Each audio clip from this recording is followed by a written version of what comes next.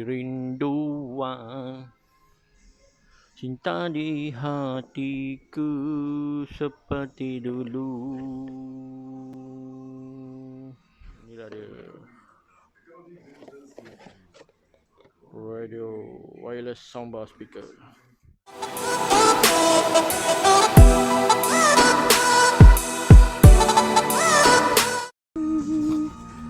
Ding ding ding ding ding ding ding ding ding ding ding ding ding ding ding. Oh, power benda ni nampak. So sekarang kita tengah dengar dengan menggunakan soundbar speaker ni lah. So, simple lah benda ni. Dia manufacturer simple. Dia ada speaker yang panjang macam ni. Lepas tu dia ada mode dia. Untuk yang ni dia ada boleh function terus. So yang ni aku dah try dah tadi. Jack terus kat TV. Ni dia punya plug dia. Ni dia punya slot in. Output dia.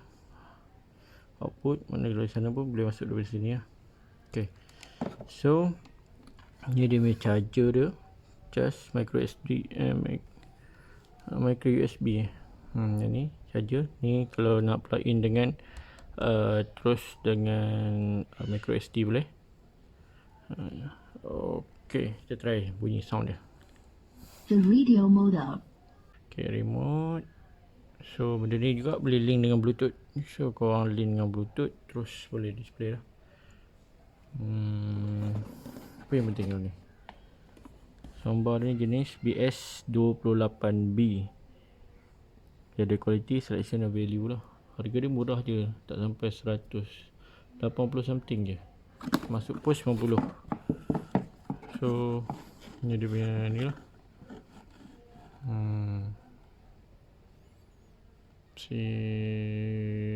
Okay. Dia test benda dia beli kat Shopee. So macam best lah. Nak beli set home theater pun macam mahal ni. So tak payah. Yang ni pun okey. Pakai sampai lebam. So kita on balik. The radio mode up.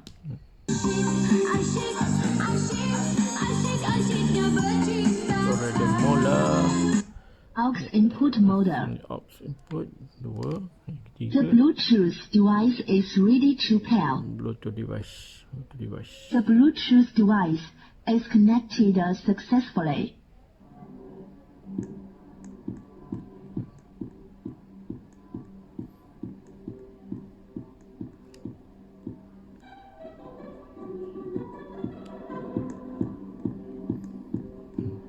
Apa? The radio mode up. Okay.